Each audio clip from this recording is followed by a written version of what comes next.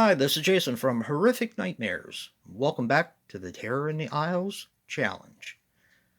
This is a segment I'm doing with my good buddy, Joe the Horror Man, where we're going to examine films from Terror in the Isles.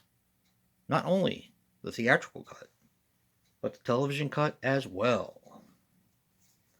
Today we're going to be talking about Dracula. Dracula is a 1979 film which runs approximately 109 minutes and is directed by John Badham. Now, he was responsible for War Games, Short Circuit, and Saturday Night Fever. Now, this stars Frank Langella as Count Dracula.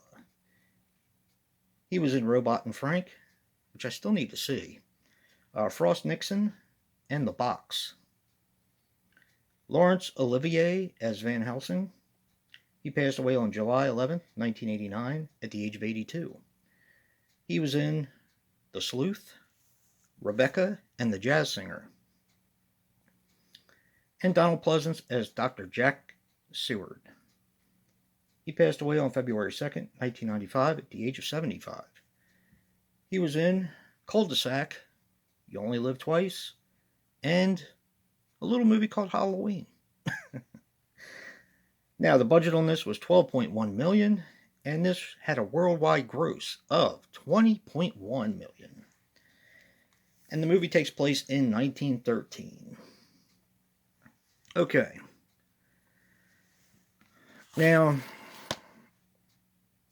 let me do a quick synopsis, because everybody should pretty much know the story of Dracula, and this pretty much follows it almost to a T. You have Dracula, who's coming over on a ship from Transylvania, and the ship is carrying a bunch of cargo, which is soil from Transylvania, and of course it's carrying him as well. And it crashes into England, pretty much. Because there's no one manning the ship, the waters are really treacherous. And the reason why no one's manning the ship is because Dracula has ripped out all their throats. So yeah. He ends up at Carfax Abbey, of course, where he wants Harker to get the paperwork in order for him. But he also meets, of course, Mina and Lucy. Mina and Lucy and Dr. Seward, who runs an insane asylum, and him and his daughter, Lucy, live where the insane asylum is, kind of. That's basically the story in a nutshell. Everybody's seen, I'm sure, Dracula. If not, read Bram Stoker's novel, Dracula. This is I believe it's the second or third adaptation of it. I do believe it's only the second motion picture, theatrical motion picture. You have Bela Lugosi. Oh, I am wrong. Actually, you have Hammer's Dracula, of course, which I completely forgot about. This is probably the third adaptation, if you don't count TV movies and all that. This is a tough one. First of all, let me talk about the Scream Factory release. Okay, I was always more in favor of this poster work because I always thought it was more epic. I don't know. This comes with two different cuts of the film.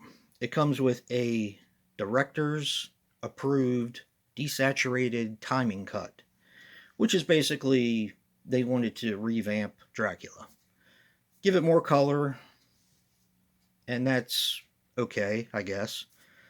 Now, I did review the color saturated, the director's approval desaturated color time, whatever it's called.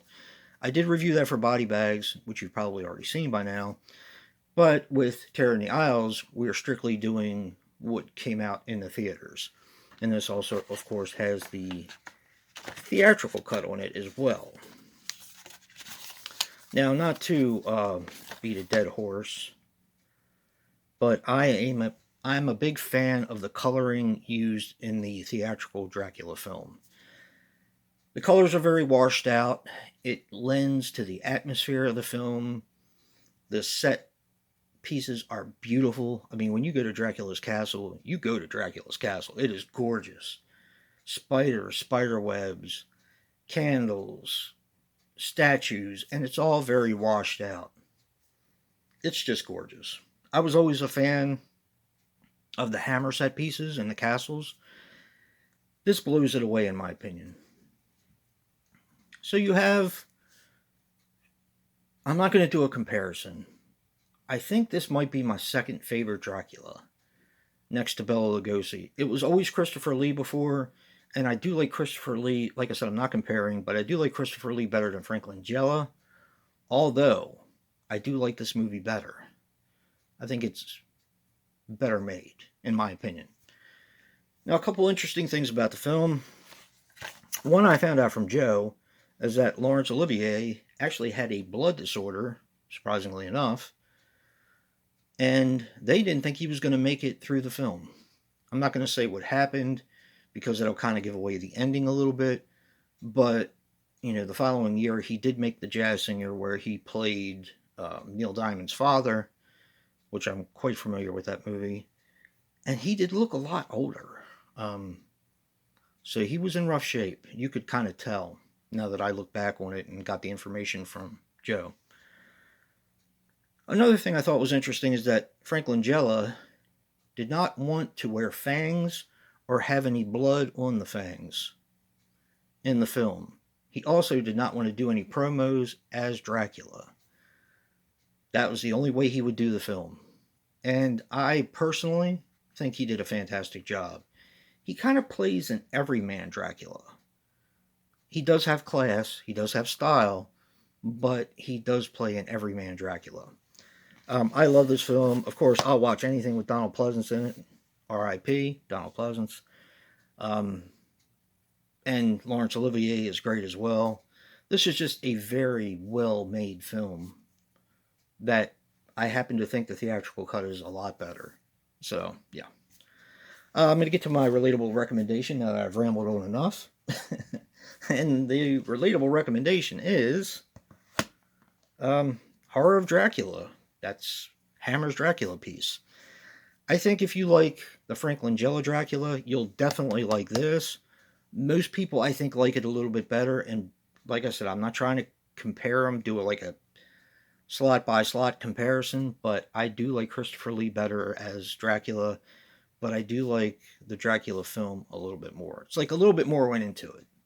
So, check out The Horror of Dracula. It's fantastic. Check out Dracula 1979 with Frank Langella. It's also fantastic. And don't forget to check out Joe's review and see what he picked as a recommendation. And if you like what you see in here, hit that like button and subscribe. And until next time, peace.